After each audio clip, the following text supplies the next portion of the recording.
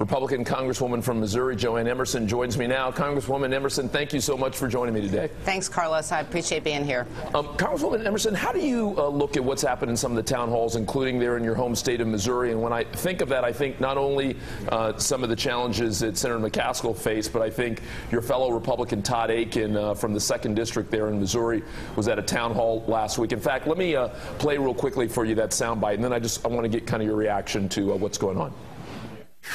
Different people from Washington, D.C. have come back to their districts and had town hall meetings, and they almost got lynched. And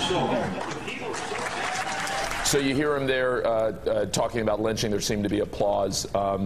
Your thoughts on what's going on in the town halls right now? Carlos, I think people are just a little bit nervous about too much government. If you remember, we had Fannie and Freddie Mae and their bailouts. Then we had the bank bailouts in the fall. Then we had AIG. Then we had the car companies and the stimulus. And I think people are just a little bit nervous. And I think Claire spoke to it directly. You've got both sides.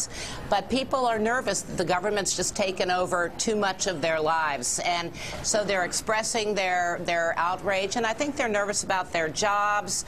If they don't have a job, obviously they probably don't have health care unless they're on Medicare.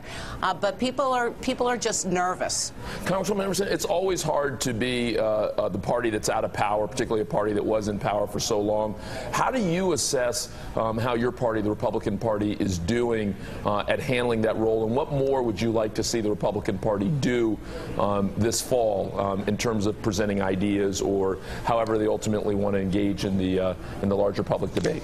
Well, personally, I think that we should come out with concrete ideas. You know, I've been having town hall meetings on health care all year long and did mine over the 4th of July recess, and also am the House co-sponsor of the Wyden-Bennett bill, the Senate bill on the Healthy Americans Act, with concrete examples of, legislation that might work, that doesn't cost money.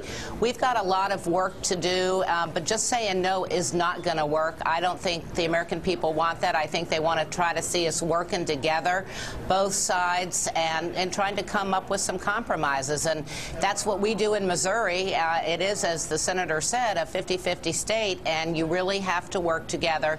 Our congressional delegations do that, and I think that the American people want us to represent them responsibly and effectively, and if we don't work together, then we're not doing our jobs. Joanne, this is Angela Burt Murray, Carlos's co-host for today. Hi, Since Angela. You say people are asking for their government to be more responsible and to answer to, what they want, what are the 3 things that you're hearing from people? Just to cut through the rhetoric and the yelling and screaming at the town halls, what are the top 3 things that you think people really want the administration to understand that they need?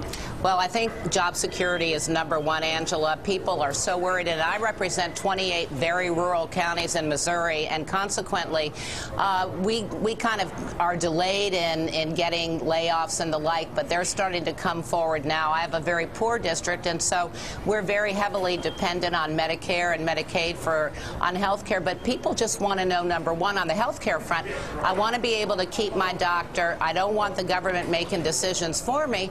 At the same time, I do need a safety net, and so they're talking about that. And the third issue about which they're talking is energy and cap and trade. We're very highly agricultural, so very, very dependent on energy use in my district, and people are worried about paying higher energy costs when they're already hurting financially right now and worried about where the next paycheck's going to come. Congresswoman Emerson, thank you so much for joining us, and I hope next time you're in New York you'll stop by and join us live here on the set. Thanks, Carlos. Would love to. Good to see you. Thank you.